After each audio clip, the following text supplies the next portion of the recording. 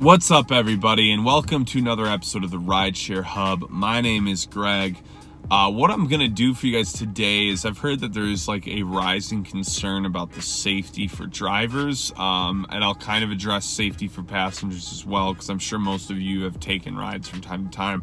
I actually take a lot of Uber and Lyfts in general, so I wanted to approach it a little bit from the passenger side of view too, but more than anything from the driver's point of view. So the reality is, in the last few years, there's been some absolutely sickening and horrid stories of things that have happened to Uber drivers. And I feel like a lot of times passengers always want to act like it's always the drivers that are so evil, but there's been some really bad stories. There was the girl who, I think she's in a psych ward now. She literally slit a driver's throat with no motive.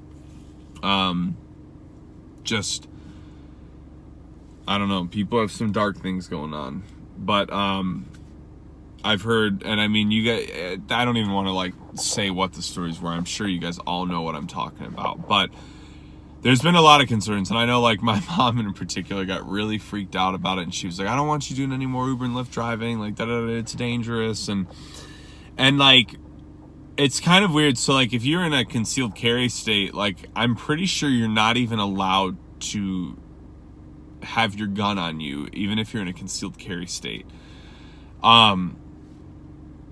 So for me, I mean, to be honest, I really don't worry about it at all, but I do keep a tire iron underneath my seat, and I've always thought, if anything happened, somebody's getting knocked out. But I know a lot of people have told me they keep tasers, they keep mace. I think if you're a female driver, you really should do this, especially if you're driving at night. And the reason I say that is we've all picked up those crazy drunk guys, and I just wouldn't trust them if I was a girl. I personally wouldn't. So I think if you're a woman, you absolutely should carry some mace or some taser or something on you, just for worst case scenario. But let's really talk about what the data shows. So there's not been, really as many crazy stories as you guys think. It's under 50 everywhere of really, I'm talking people dying or getting killed, or something on an extreme magnitude, and so here's the perspective you have to look at it from, and this is what I look at it from, is there are millions of rides given literally every single day. So in the span of 6 years, how many rides do you guys think there's been? Literally probably billions of rides. And so to have under, we'll just even say 100 really bad stories out of that many rides, you got to kind of look at the probability there. Your odds of something that bad happening to you are very similar to your odds of getting struck by lightning. And let's be honest, it's not we're all that concerned when there's storms. I still go out and drive if it's lightning. I remember even I played high school football, and even sometimes if there was a little bit of lightning, it's in the distance, they wouldn't really cancel. It had to be lightning right over the field for them to be all right, we're out of here. And so we're not really all that afraid of thunder and lightning, and it's the exact same odds for the most part of something really, really drastic happening in your car. That being said, I think being preventative is always the best outlook to have in life. So I have a very preventative mindset, and I've had some sketchy rides. I had a ride where this dude was literally telling me about all the people he stabbed. I'm not even kidding you. And I didn't ask, I don't even understand how it got to that point. The weird thing was he was really nice. So maybe he was lying to me about all of it, but he definitely looked the part.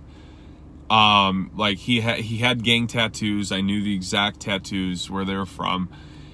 But the funny thing was he offered to buy me fast food, and I just said no. And then he wanted to connect because he wanted to tell me about his new t-shirt company. And so I got his number, and I was yeah, I'm gonna hit you up. And I was so glad he wasn't oh, just call me right now. So I got your info. But obviously I never talked to him again, because I was I'm not messaging you after you told me all that, So there are some scary rides that there are some things that happen. I have a friend that drives in another city, and he told me a story one time about how he got an airport ride, like going to the airport.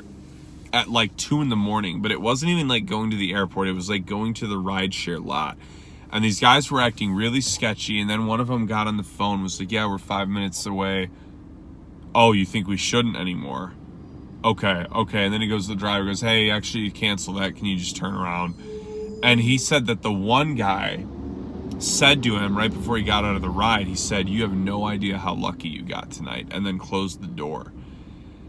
So in a scenario like that, like, you do kind of wonder, and like, maybe, I don't know, maybe it was like a game of freak the Uber driver out. But like, there's some weird things. So the best case scenario, if like you do think you have a real weirdo, is like, I've learned, like, you don't want to try and alarm them. Like, you almost want to kind of like play the game a little bit and make them think nothing's up. And then you got to have a plan. Like, I mean, in most cases, like, you're going to want to like try and get them out of your car and call 911.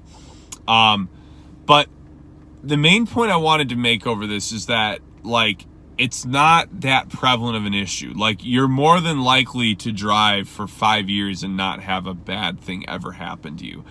I've been driving for 3.5, 4 years, and I have not had anything all that bad. Like, the worst things I've had happen to me is I've had a few girls that got a little too handsy, like totally unwanted on my end. I've had some guys that also tried to get handsy, and you know, same scenario. I just was like, we're not doing this. And you know, in most cases, like, you got to give them the benefit of the doubt. They're more than likely just like absolutely plastered, you know. And I don't know, I like, sometimes that bothers me as an excuse, because like, I've been drunk so many times and I'm still respectful of people, minus maybe me like being crazy loud and stumbling into something. But like, I'm not trying to like put myself onto everybody. I'm not trying to like fight everybody. Like, I don't know. I always think that's kind of a bad excuse to be like, oh, well, they were drunk, you know, give them a break, give them a benefit of the doubt. I'm kind of like, you know what? No, like, you're in my car, you're going to freak me out like that, like, whatever. But I haven't really had that many, like, scenarios that were even all that risky. And that's like the worst I've personally dealt with, is people just trying to get really handsy and me not having anything to do with it. And in most cases, I feel like in those scenarios, if you just ask them to stop, they're going to, because getting shut down or turned down by an Uber driver has got to be like a really big, I'd feel pretty dejected personally.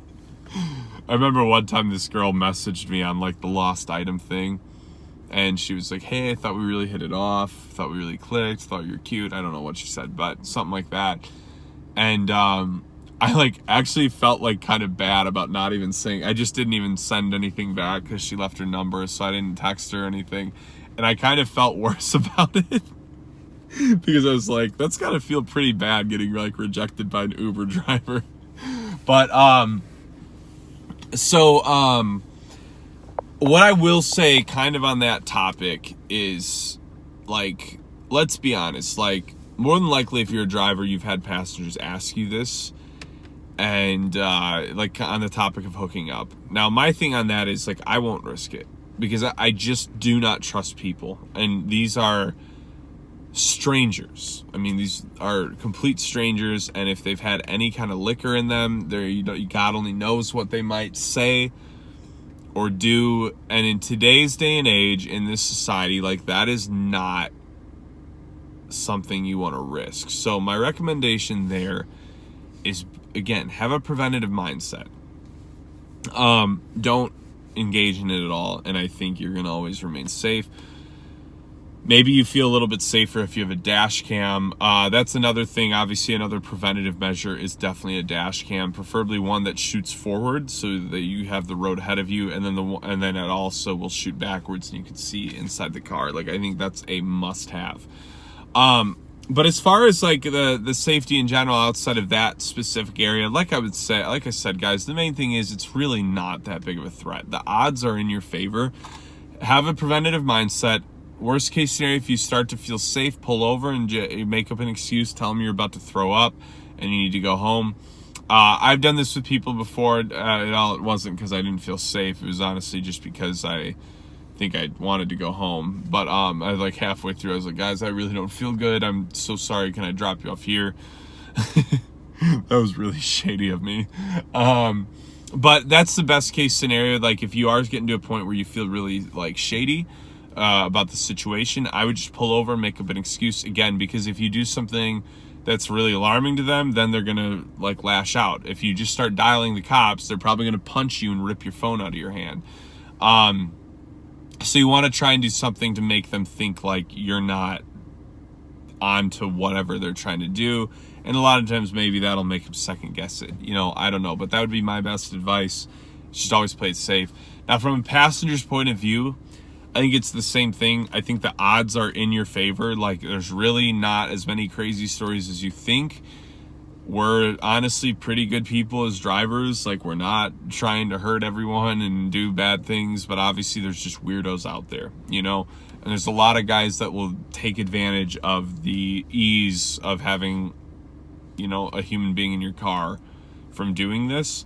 You know, as a passenger, it's a little bit easier. Like if it gets shady, like you gotta tuck and roll. You gotta open that door and just bail, you know?